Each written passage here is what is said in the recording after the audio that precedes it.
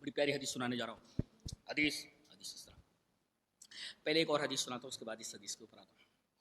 نبی کی حدیث آ جائے پھر چوں چرا نہیں کرنا چاہیے، چپ چاپ مان لینا چاہیے یا سر جھکا دینا چاہیے. سر جھکا دینا چاہیے. حدیث اس طرح.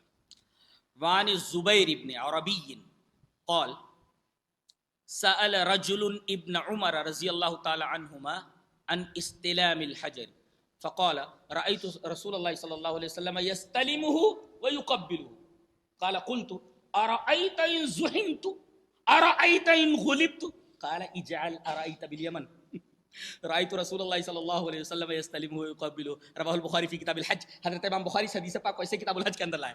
اچھا، بہت پیاری حدیث ہے. حضرت زبیر ابن عربی کہتے ہیں کہ میں وہاں بیٹھا تھا، ایک آدمی نبی کے پاس آیا اور کہا کہ اللہ کے رسول ایک مسئلہ پوچھنا ہے. کہا کہ پوچھو.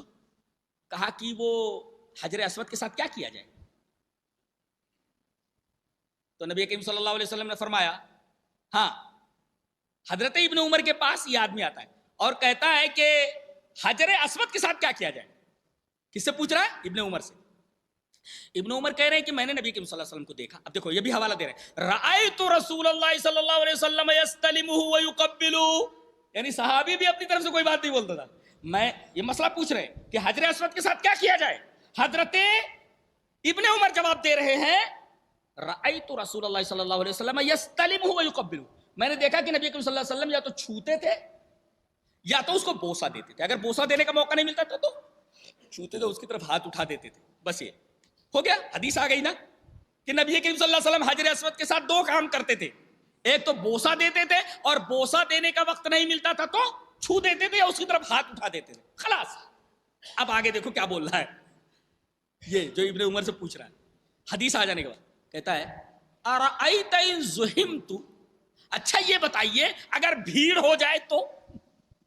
ارأیت ان غلبت، بھلا یہ بتائیے اگر میں مغلوب کر دیا جاؤں. مغلوب کر دینے کا منظر دیکھنا چاہتے ہیں؟ مغلوب کر دینا.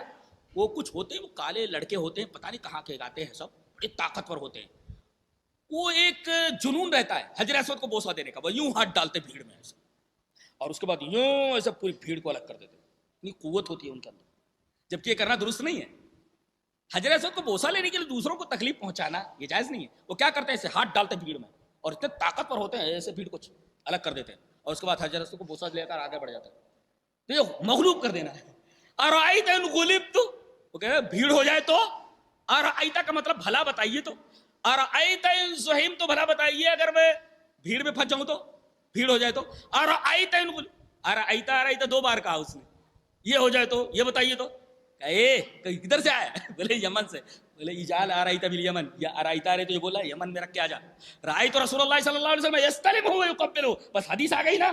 میں نے دیکھا کہ نبی کریم صلی اللہ علیہ وسلم کو کعب استلام کرتے تھے اور بوسہ لیتے تھے. اب ان دونوں میں سے ایک تجھے کرنا ہے. یہ ارأیت جو بولا اسے یمن میں رکھ کے آ جا. کہاں سے آیا؟ بولے یمن سے. کہا اجعل ارأیت بالیمن، یا ارأیت جو بولا اسے یمن میں رکھ کے آ جا. اجعل ارأیت بالیمن. اللہ اکبر. جب کوئی حدیث کے مقابلے میں کوئی بات لاتا تھا تو حضرت ابن عمر اور جتنے بھی صحابہ تھے ڈانٹ دیتے تھے. حدیث کے مقابلے میں کیا لا رہا ہے تو؟